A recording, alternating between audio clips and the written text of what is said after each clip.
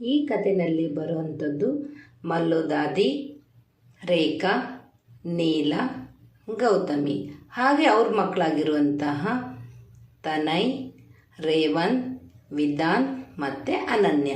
ಇವರೆಲ್ಲ ಒಂದೇ ಮನೆಯಲ್ಲಿ ಬಹಳ ಖುಷಿಯಿಂದ ಇರ್ತಾರೆ. ಹೀಗೆ ಇರುವಾಗ ಒಂದು ದಿನ ಅವರೆಲ್ಲ ನದಿ ದಡಕ್ಕೆ ಅಂದರೆ ಹೊಳೆಗೆ ಊಟಕ್ಕೆ ಹೋಗೋಣ ಅಂತ ಮೊಮ್ಮಕ್ಕಳು ಹಠ ಮಾಡ್ತಾರೆ.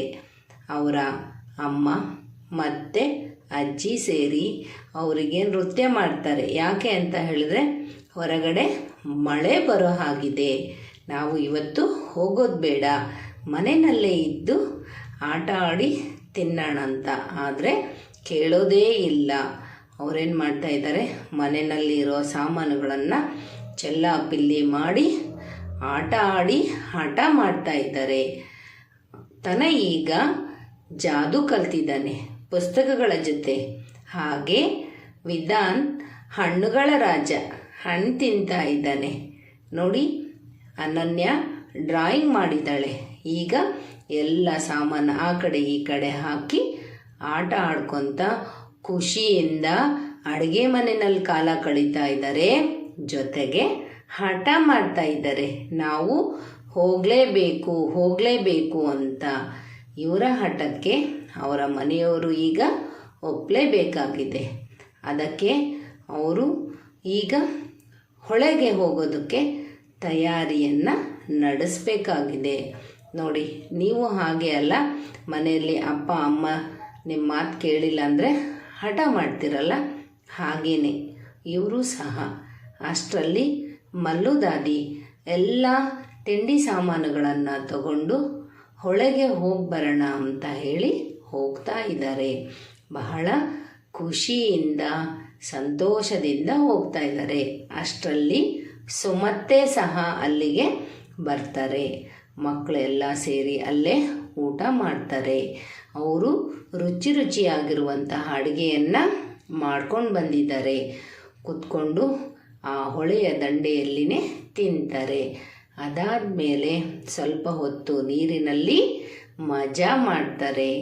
ಅದಾದಮೇಲೆ ಬಂದು ಸ್ವಲ್ಪ ಹೊತ್ತು ಆ ಹೊಳೆಯ ದಂಡಿನಲ್ಲಿ ವಿಶ್ರಾಂತಿ ಮಾಡ್ತಾರೆ.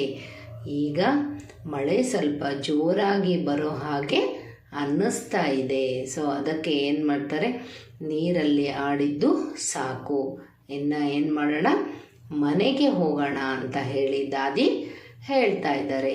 ಅಷ್ಟರಲ್ಲಿ ಇದ್ದಕ್ಕಿದ್ದಂಗೆ ಗುಡುಗು ಸಿಡಿಲು ಜಾಸ್ತಿ ಆಗುತ್ತೆ.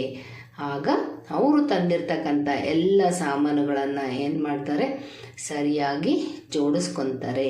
ಅಲ್ಲೇ ಅಕ್ಕಪಕ್ಕ ಇದ್ದವರು ಸಹ ಬಂದು ಅವರಿಗೆ ಸಹಾಯವನ್ನು ಮಾಡ್ತಾ ಇದ್ದಾರೆ. ಯಾಕಪ್ಪ ಅಂತ ಹೇಳಿದ್ರೆ ಜೋರಾದ ಗಾಳಿ, ಬಿರುಗಾಳಿ ಜೊತೆಗೆ ಮಳೆ ಶುರುವಾಗ್ತಾ ಇದೆ. ಈಗ ಅವರು ಬೇಗ ಮನೆಗೆ ಹೋಗಬೇಕಾಗಿದೆ. ಅವರೇನು ಮಾಡ್ತಾಯಿದ್ದಾರೆ, ಎಲ್ಲ ಸಾಮಾನುಗಳನ್ನು ಜೋಡಿಸ್ಕೊಂಡು ಆ ಮಳೆಯಲ್ಲಿ ಇನ್ನು ಅದಕ್ಕೆ ಹೋಗೋಣ ಅಂತ ರೆಡಿ ಆಗ್ತಾರೆ. ಅದಕ್ಕೆ ಮಲ್ಲು ದಾದಿ ಹೇಳಿದ್ದು ಇವತ್ತು ಹೋಗೋದು ಬೇಡ ಅಂತ. ಆದರೆ ಮಕ್ಕಳು ಹಠ ಮಾಡಿದ್ದಾರೆ ಅಂತ ಬಂದರು.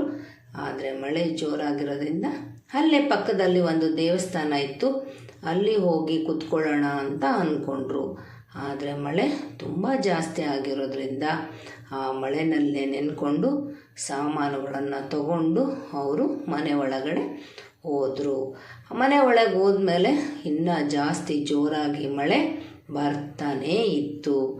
ಹಾಗಾಗಿ ನೆಂದು ಹೋಗ್ತೀವಿ ಅಂತ ಬೇಗ ಮನೆಗೆ ಹೋಗಿ ಸೇರಿಕೊಂಡ್ರು. ಅಷ್ಟೊತ್ತಿಗೆ ಮಲ್ಲು ದಾದಿ ಎಲ್ಲರಿಗೂ ಪ್ರಿಯಕರವಾಗಿರುವಂತಹ ಬಜ್ಜಿ ಮಾಡೋಣ ಅಂತ ಅಂದ್ಕೊಂಡ್ರು. ಗೌತಮಿ ಹಿಟ್ಟನ್ನು ಕಲಿಸ್ತಾ ಇದ್ದಾಳೆ. ಹಾಗೆಯೇ ಬಿಸಿ ಆಗಿರುವಂತಹ ಬಜ್ಜಿಯನ್ನು ಮಾಡ್ತಾ ಇದ್ದಾಳೆ. ತನಗೆ ಮಿರ್ಚಿ ಬಜ್ಜಿ ಅಂತ ಹೇಳಿದ್ರೆ ಬಹಳ ಇಷ್ಟ. ಈಗ ಎಲ್ಲರೂ ಅವರು ಮನೆಯಲ್ಲಿ ಮಿರ್ಚಿ ಮಾಡ್ಕೊಂಡು ತಿಂತಾ ಇದ್ದಾರೆ. ಹೊರಗೆ ಜೋರಾಗಿ ಮಳೆ ಬರ್ತಾ ಇದೆ, ಮನೆ ಒಳಗಡೆ ಮಾತ್ರ ಬಿಸಿ ಬಜ್ಜಿ ಮಾಡಿಕೊಂಡು ಎಲ್ಲರೂ ರುಚಿಯಾಗಿರುವಂತಹ ಬಜ್ಜಿಯನ್ನು ತಿಂತಾ ಇದ್ದಾರೆ. ಅಷ್ಟರಲ್ಲೇ ಅವ್ರ ಮನೆ ಎದುರುಗಡೆ ಇರುವಂತಹ ಮಾಲಾ ಆಂಟಿನೂ ಬರ್ತಾರೆ. ಅವ್ರಿಗೂ ಸಹ ಒಂದೆರಡು ಬಿಸಿ ಬಿಸಿ ಆಗಿರುವಂತಹ ಬಜ್ಜಿಯನ್ನು ಕೊಡ್ತಾರೆ. ಖುಷಿಯಾಗಿ ಇರು.